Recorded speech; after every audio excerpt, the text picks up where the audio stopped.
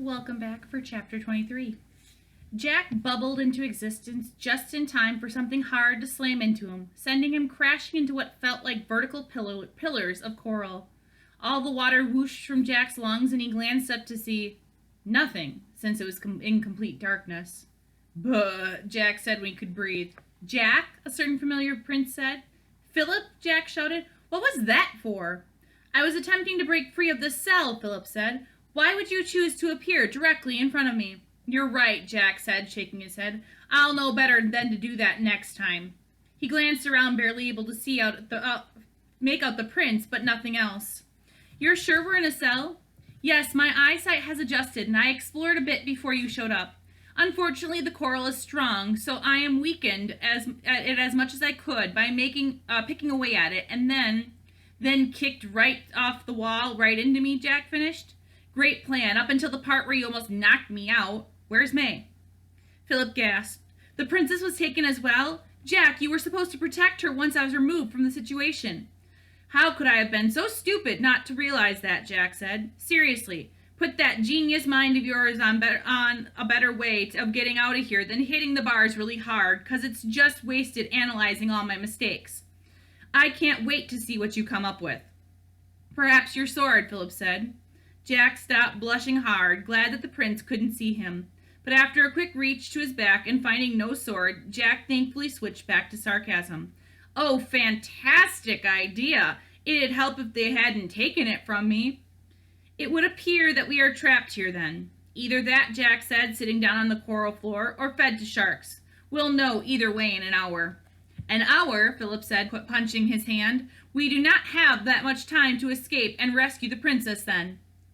"Let's hope your escaping skills are as good as your grasp of time measurements," Jack told him, feeling around on the ground. Somehow the coral grew right into the walls, as there wasn't even a seam. "Perhaps we could get help," Philip suggested as he picked away at the bars.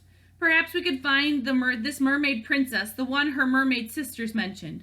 "Oh, I'm sure she's coming right along any second," Jack told him.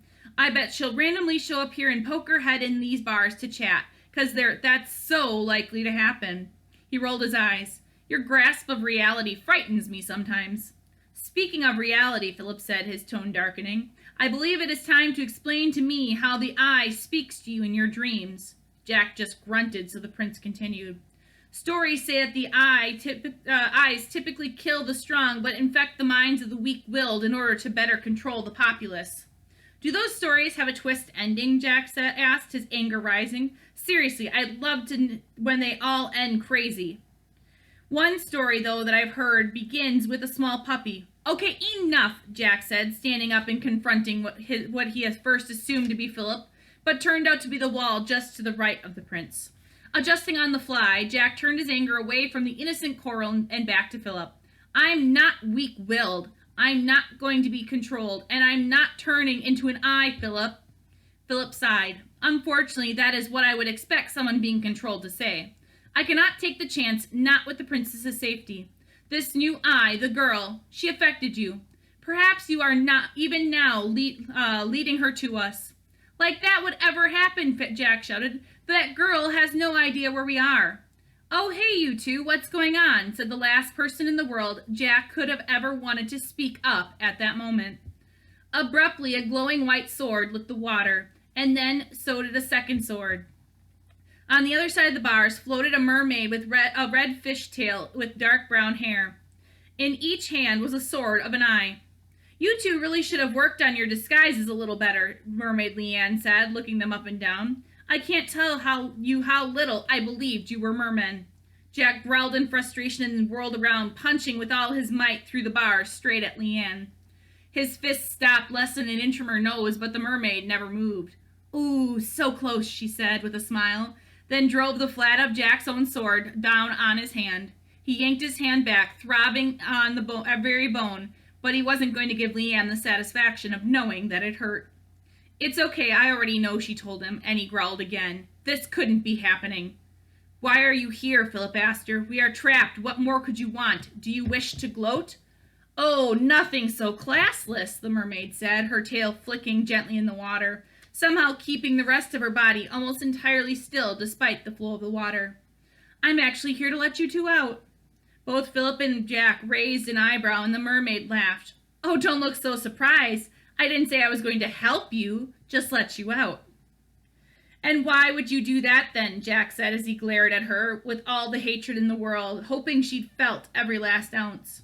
Well, first I'm going to take the three of you back to land, she told him, counting off on her fingers. Then I'm going to deliver you to my queen. That's not going to happen, Jack told her with a deep, intimidating voice. Well, maybe the first one. Okay, so one of those things is going to happen, but it won't be the second one. Be still, Philip told him, his focus on the mermaid. Wow, you'll just let anyone control you, won't you, Leanne said to Jack. Me, the princey prince over there? Does May order you around too? No one controls me, Jack told her. Except the eyes, Philip said. And anyone else you happen to meet, the mermaid sniffed. Anyway, you need to get back to land, so let's get going. She paused. Oh, and third, if you are going to let me get to it, is that we're going to kill the Sea King's daughter. As Jack and Philip just stared at her stunned, Leanne slapped her fin on the ground impatiently. Seriously, I don't have all day, and that's a long list. Are you ready to go, or what? All right, I'll join you guys for chapter 24 next time. See you guys then. Bye.